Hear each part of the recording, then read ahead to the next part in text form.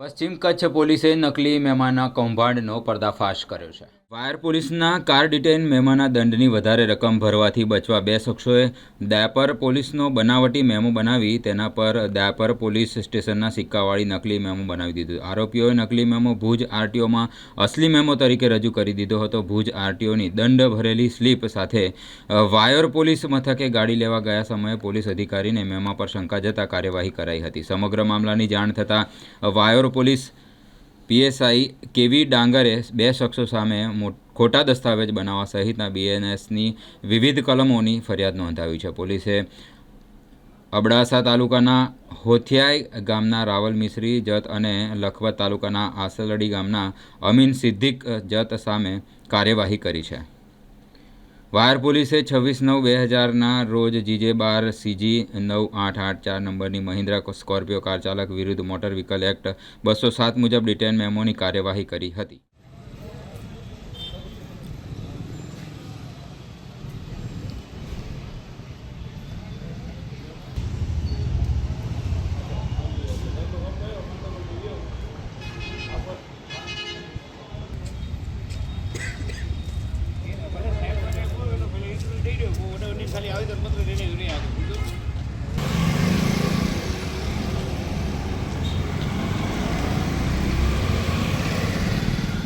Wire police સ્ટેશનમાં બે ઈસમો અમીન સિદ્દીક જત અને રાવલ મિશ્રી જત આ બે ઈસમો વિરુદ્ધમાં આરટીઓના નકલી મેમો બનાવીને પોલીસ સ્ટેશનમાં રજૂ કરવા અંગેના ગુના દાખલ કરવામાં આવેલા છે।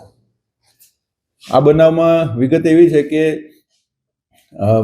સુરક્ષા જે લોકોની સુરક્ષા પબ્લિકની સુરક્ષા માટે અવારનવાર ટ્રાફિક નિયમન માટે જે ડ્રાઈવ અને એવું બધું આયોજન કરવામાં આવતું હોય છે અને એમાં વાહન ચેકિંગ ખાસ થતું હોય છે।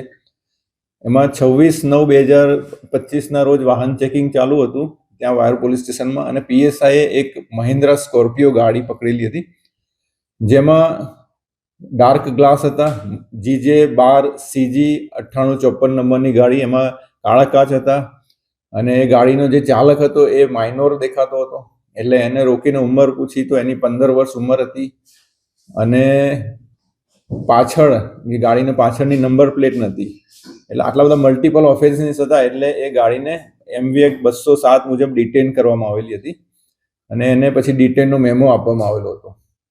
પછી એ જ છોકરો જેને પકડેલો હતો એ જ છોકરો થોડા દિવસ પછી આરટીઓનો મેમો ભરીને રિસિપ્ટ લઈને આવ્યો અને ત્યાં રજૂ કર્યો ગાડી છોડવા માટે। એટલે એ મેમો ઉપર ડાઉટ ગયો કારણ કે 1500 રૂપિયા ભરેલા હતા અને દયાપર પોલીસ સ્ટેશનનો મેમો હતો। એટલે આ ચેક કરવામાં આવ્યું ત્યારે ખબર પડી કે આ જે મેમો છે એ ખોટો છે। દયાપર પોલીસ સ્ટેશનનો મેમો ખોટો બનાવેલો છે અને એ મેમો આરટીઓમાં એના આધારે 1500 રૂપિયાનો દંડ ભરીને આ ગાડી છોડાવવા માટે આ ભાઈ આવેલા છે। એટલે પછી તપાસ કરતા ખબર પડી કે જે અમીન સિદ્દીક જત જે છે એને ડ્રાઈવર તરીકે બતાવવામાં આવેલો છે અને ગાડીના ડ્રાઈવર તરીકે એને બતાવીને એના નામનો મેમો દયાપર પોલીસ સ્ટેશનનો મેમો જનરેટ કરવામાં આવેલો અને એ મેમો ભરીને અહીંયા વાયર પોલીસ સ્ટેશનમાં આ વાહન છોડાવવા માટે આવેલા હતા। એટલે આ બંને ઈસમો જે છે રાવલ મિશ્રી જત અને અમીન સિદ્દીક જત એ બંનેની ઉપર ખોટા આ રીતે ફોર્જરી વાળા ડોક્યુમેન્ટ્સ રજૂ કરવા બદલનો ગુનો દાખલ કરવામાં આવેલો છે। સાહેબ, આનાથી અગાઉ આરોપીઓએ આવું કંઈ કૃત્ય કર્યું છે અને ખાસ કરીને આ જે સરકારી પોલીસ સ્ટેશનનું જે સ્ટેમ્પ બનાવનાર કે એ દિશામાં કંઈ તપાસ કરવામાં આવશે?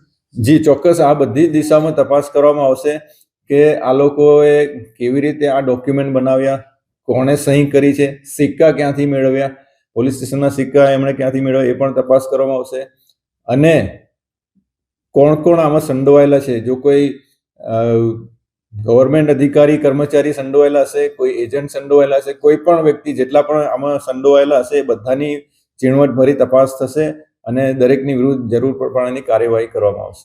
ખાસ કરી તો આ જે કોઈ એક પ્રકારની ટોળકી છે કે જેને આવા ઘણીવાર આખા કચ્છ જિલ્લામાં આવી ગુનાઓ હોય છે એ કોઈ તપાસમાં આવ્યું છે? હાલ પૂરતું તો અત્યારે ગુનો દાખલ કરવામાં આવેલો છે. આરોપીને અટક કરીને એમની ઝીણવટભરી પૂછપરછ કરીને આ તમામ પાસાઓમાં ઝીણવટભરી તપાસ કરવામાં આવશે. તમામ પાસાઓને આવરી લઈને એ તપાસ આદરવામાં આવશે. સાહેબ, જાહેર જનતાને શું અપીલ કરશો કે ખાસ કરીને આવા પ્રકારના જે કિસ્સાઓ સામે આવે તો પોલીસ સમક્ષ? ચોક્કસ, જે પ્રમાણે આપણે જોયું કે માઇનોરને ગાડી ચલાવવા ના આપવી જોઈએ. પછી જે ડાર્ક ગ્લાસ હતા તો એનો પણ આરટીઓનો નિયમ છે. આગળ પાછળ નંબર પ્લેટ વ્યવસ્થિત હોવી જોઈએ ને એ પણ જે સરકારી ધારાધોરણ પ્રમાણેની છે એ પ્રમાણેની હોવી જોઈએ. એ સિવાય જો આ રીતે કોઈ પણ ટ્રાફિક રિલેટેડ મેમો આપવામાં આવ્યો હોય તો એને પ્રોપર જાતે જઈને પ્રોપર જગ્યાએ જઈને કોઈ પણ એજન્ટની મદદ લીધા વગર જાતે આ દંડ ભરવો જોઈએ. કારણ કે અત્યારે ઓનલાઈન મેમો ભરવાના પણ અમુક ફ્રોડ થાય છે, તો એનું પણ વેરિફિકેશન કરવું જોઈએ જેથી સાયબર ફ્રોડનો પણ કોઈ ભોગ ના બને.